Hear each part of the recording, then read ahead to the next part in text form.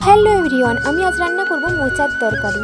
তো মোচাটা আমি ভালোভাবে জল গেলে নিচ্ছি ফুটিয়ে, ঠিক আছে। তারপর কড়াইতে আলু এবং ছোলা ভালো করে ভেজে নিয়েছি। তারপর কড়াইতে তেলটা গরম করতে দিয়ে দিলাম।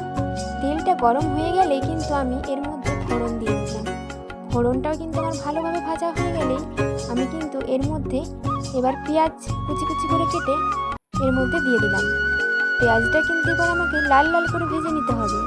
লাল লাল করে ভাজা হয়ে গেলেই কিন্তু আমাকে এর মধ্যে মশলা অ্যাড করতে হবে। আর মশলাটা কিন্তু ভালোভাবে কষতে হবে।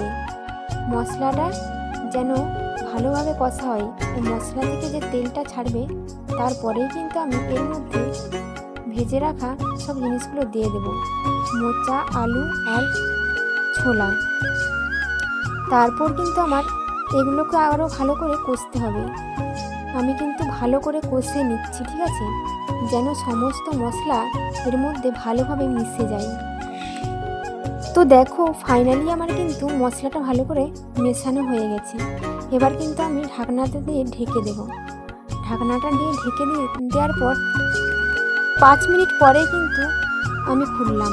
তারপর দেখছি তরকারিটা কিন্তু কমপ্লিট হয়ে এসেছে। তারপর আমার এদিকে কিন্তু রান্না পুরো কমপ্লিট। এদিকে ভাত হয়েছে, তারপর এখানে ডিমের ভাজা, আর তারপরে এখানে ডাল, আর তারপরে এখানে কিন্তু আমার ওই তরকারিটা মোচার ঘন্ট, আর এদিকে কিন্তু কাঁকরোল ভাজা।